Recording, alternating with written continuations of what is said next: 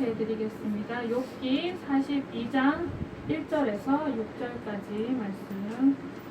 욥이 여호와께 대답하여 가로되 주께서는 무소불능하시오며 무슨 경영이든지 못 이루실 것이 없는 줄 아오니 무지한 말로 이치를 가리우는 자가 누구이니까. 내가 스스로 깨달을 수 없는 일을 말하였고 스스로 알 수 없고 헤아리기 어려운 일을 말하였나이다. 내가 말하겠사오니 주여 들으시고 내가 주께 묻겠사오니 주여 내게 알게 하옵소서. 내가 주께 대하여 귀로 듣기만 하였었더니 이제는 눈으로 주를 배움나이다. 그러므로 내가 스스로 하나고 티끌과 제 가운데서 회개하나이다. 아멘. 네, 오늘 말씀의 제목은 귀로 듣는 하나님, 눈으로 뵙는 하나님입니다. 함께 따라 보겠습니다. 귀로 듣는 하나님, 눈으로 뵙는 하나님. 네. 신앙생활은 여기 오래 하신 분도 있고 오래 하지 않으신 분도 계시는데, 네.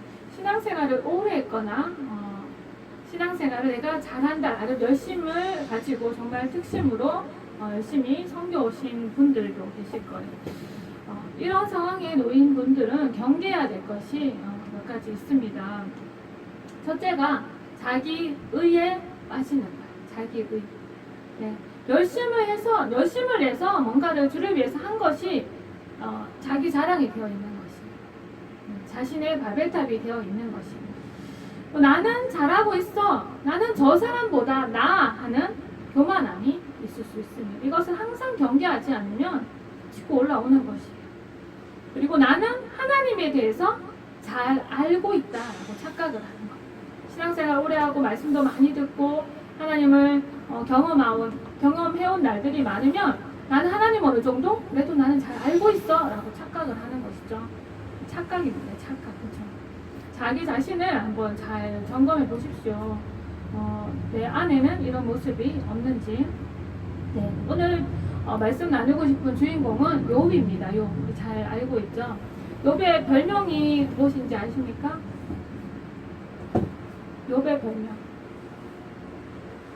동방의 의인이라고 하죠. 동방의 의인. 네, 얼마나 어렵게 살았던지. 동방의 의인. 네, 이 동방의 의인 욥은 하나님이 사단에게 자랑하고 싶을 정도로 굉장히 흠이 없이, 네, 사단은 요만큼만 꼬투리가 있어도 치고 들어오는데 공격하는데 하나님이 사단에게 자랑할 정도면 흠이 없이 살았다는 거예요. 그 열심이 얼마나 특심이었는지 몰라요. 네, 그가 가졌던 열심이 어느 정도였냐면 욥기 1장 5절을 보면 그 잔치날이 지나면 욥이 그들을 불러다가 성결케 하되 아침에 일어나서 그들의 명수대로 번제를 드렸으니 이는 욥이 말하기를 혹시 내 아들들이 죄를 범하여 마음으로 하나님을 배반하였을까 함이라. 욥의 행사가 항상 이러하였더라. 예, 아들들이 잔치를 하는데 그 잔치를 끝나면 아침에 일찍 일어나가지고 사람 수대로, 아들 수대로, 자식 수대로 번제를 드렸다는 거예요. 네. 혹시나 죄를 범했을까봐. 혹시나 죄를 범했을까봐. 네. 자기 스스로만 의롭게 살려고 노력했을 뿐만 아니라 자기 자녀들이 어긋난 길로 갈까봐, 하나님이 거스르게 살아갈까봐 항상 노심초사했다라는 것을 우리가 알 수가 있어요. 그냥 한번 생각해 보십시오. 자녀가 만약에 유학을 갔어요. 유학을 갔는데 거기서 내 눈앞에 안 보이는데 행여나 믿음이 떨어져갖고 죄를 지으면 어떡하지?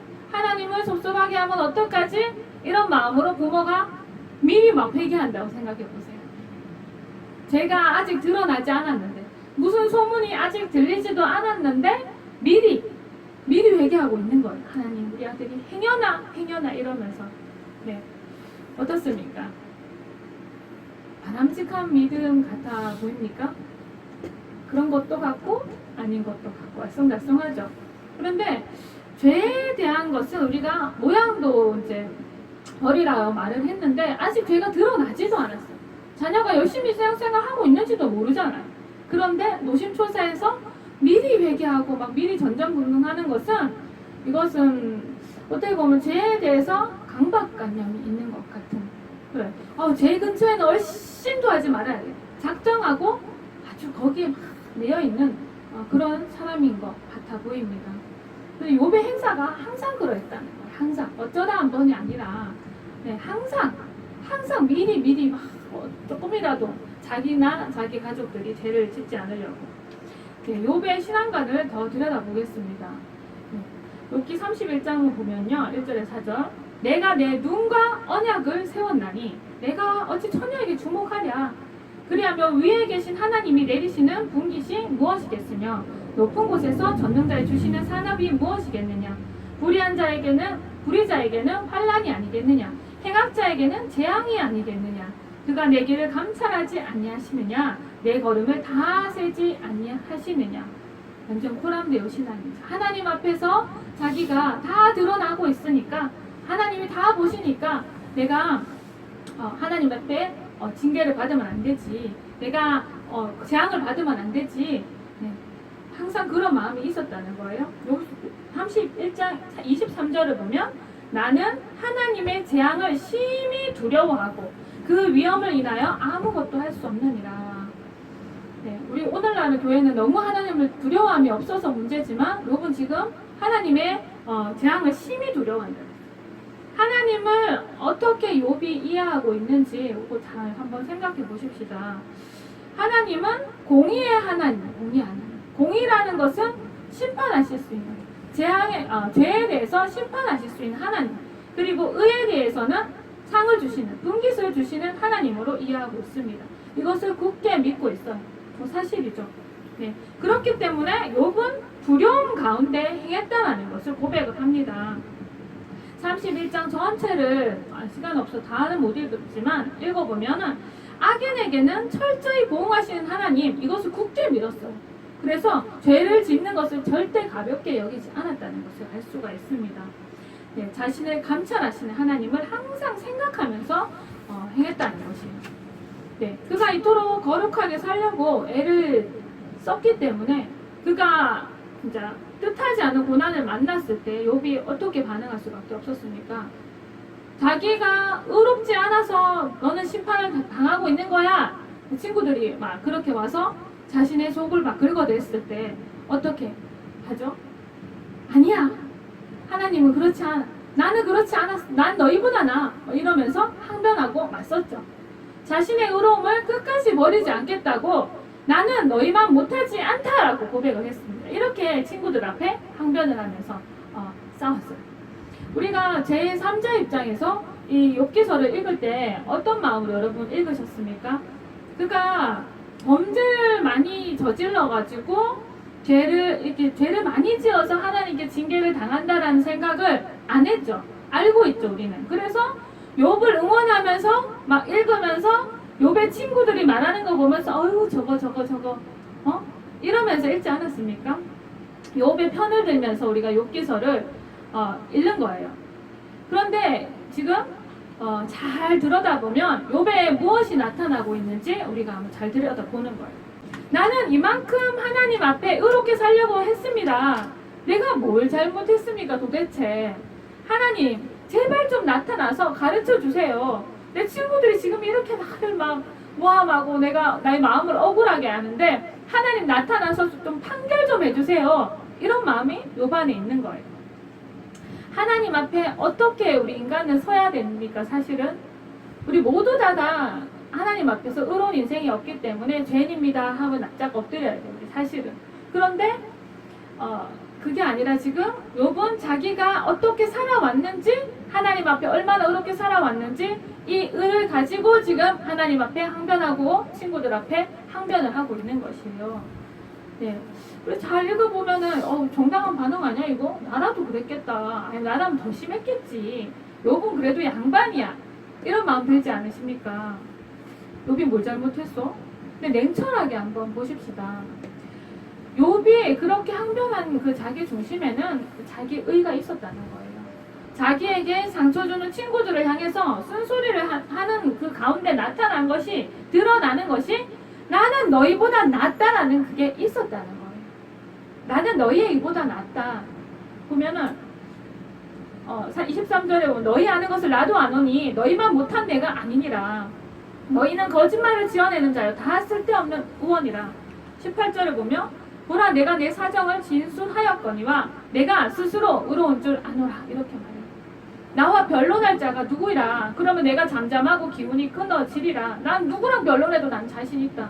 이렇게. 나는 너희보다 의롭다. 나는 너보다 낫다.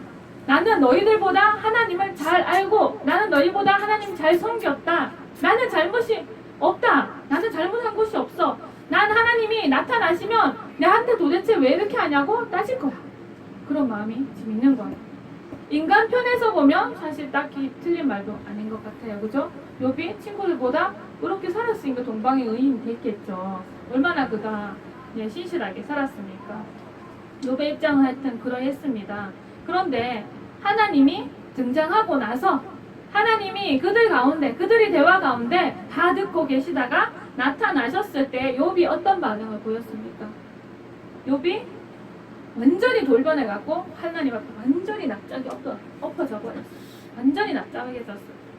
하나님이 폭풍 가운데 나타나셔서 말씀하십니다. 네가 그렇게 나를 찾았냐?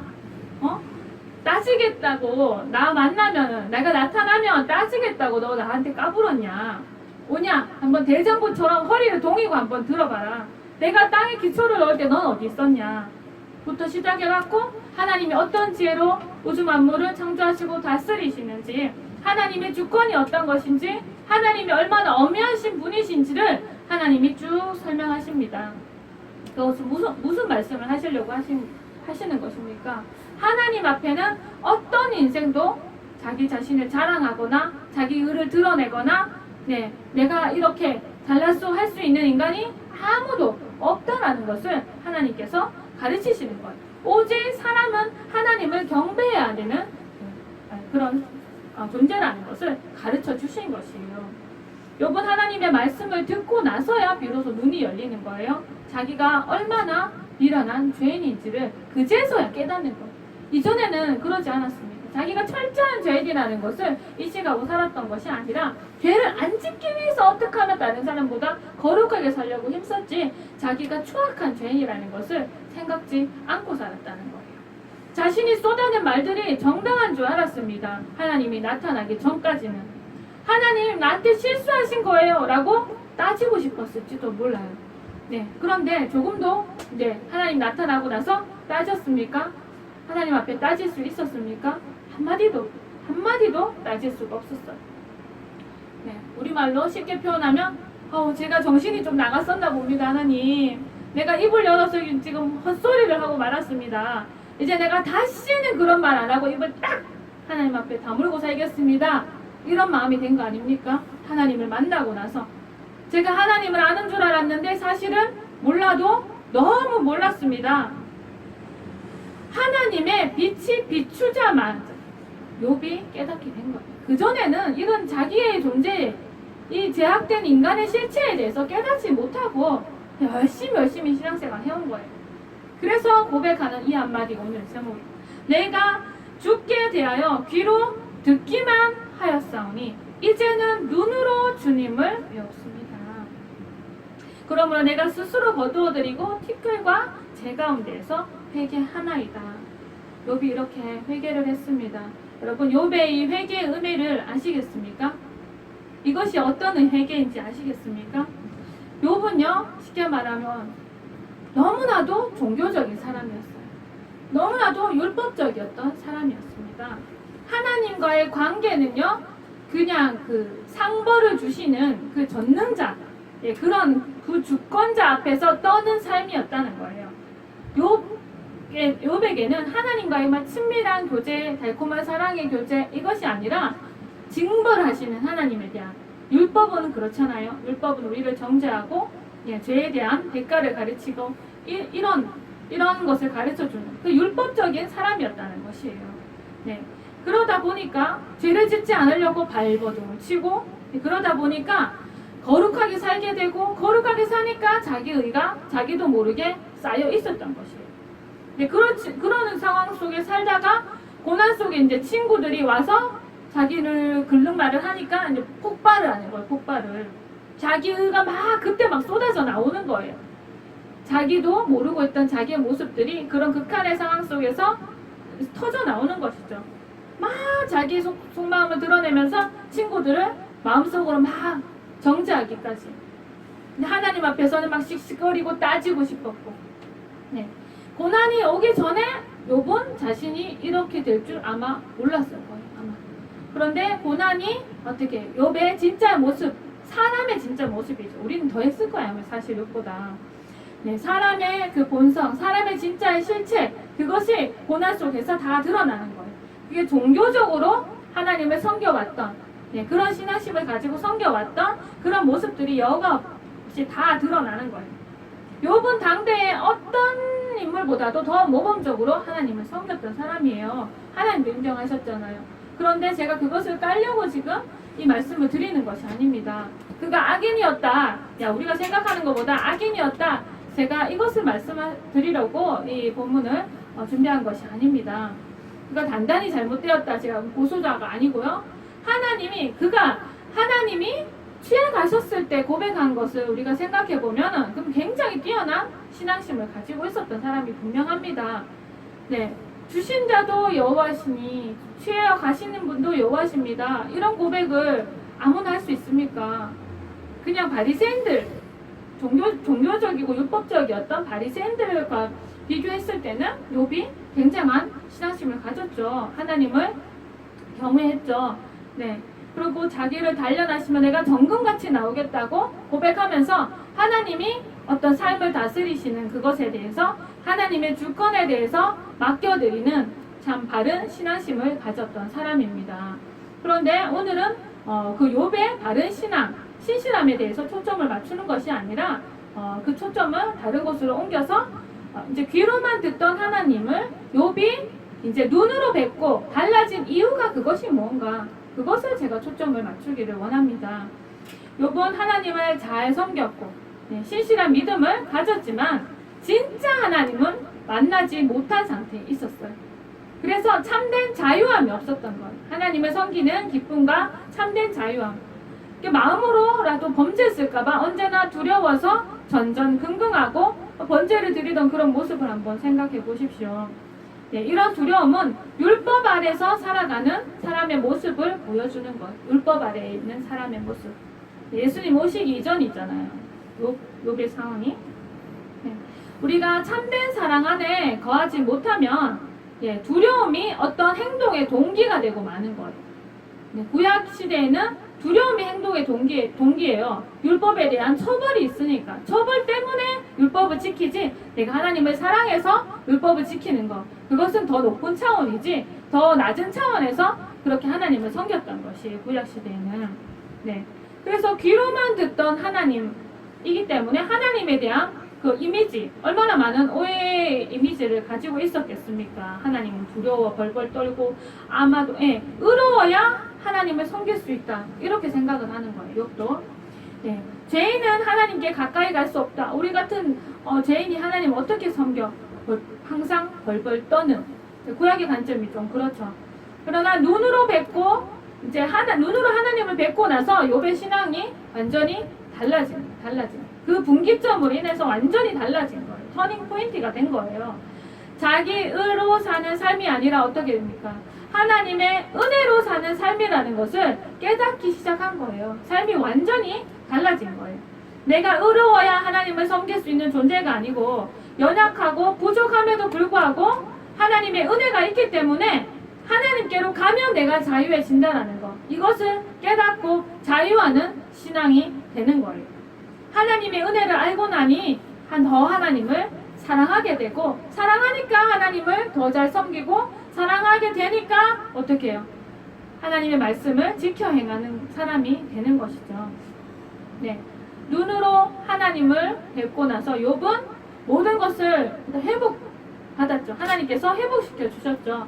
네, 그 회복시켜 주신 하나님의 축복을 이제 잃을까봐 두려워서 막 이렇게 죄를 안 지으려고 벌벌 떨며 섬기는 것이 아니라 누리는 거예요. 그것을 축복을 누리는 자가 된 것입니다.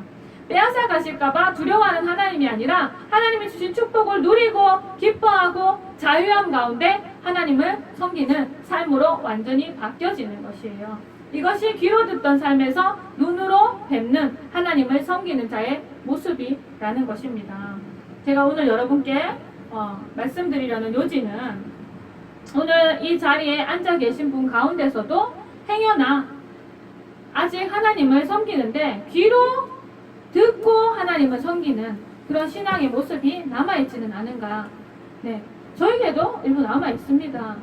네, 우리가 정말 신앙 안에서, 정말 믿음 안에서 자유함으로 주님을 기쁘게 섬겨야 되는 때로는 이렇게 하면 그런 거 있잖아요. 우리 자신을 사단이 정죄하는 말에 같이 속아 넘어가서 정도의 차이는 있겠지만 우리 자신에게는 항상 사단이 그런 공격이 있기 때문에 율법적이고 좀 종교적인 그런 모습에 우리가 자칫하면 빠질 수 있다라는 것입니다.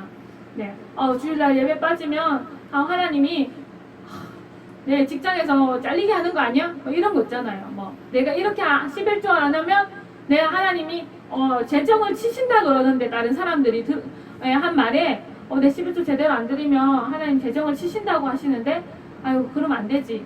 두려워서 11조를 하고 두려워서 하나님 앞에 예배 드리러 나오고 두려워서 교회 봉사하고 이런 것들 있잖아요. 두려움 때문에 움직여지는 모든 것들. 이것이 귀로 하나님을 듣고 섬기는 신앙이라는 거예요. 눈으로 하나님을 뵙고 섬기는 신앙은 두려움 때문이 아니라 사랑 때문에, 은혜 때문에 자유함 가운데 주님과 동행하는 삶이 된다라는 것입니다. 네. 두려움 때문에 주님을 섬기는 신앙은 잘못됐다라는 것이에요. 또 다른 유형으로는 내가 이만큼 하나님을 섬겼기 때문에 내가 이렇게 주님 앞에 헌신했기 때문에 나를 인정해 주시겠지 하고 자기 의를 내세우는 것.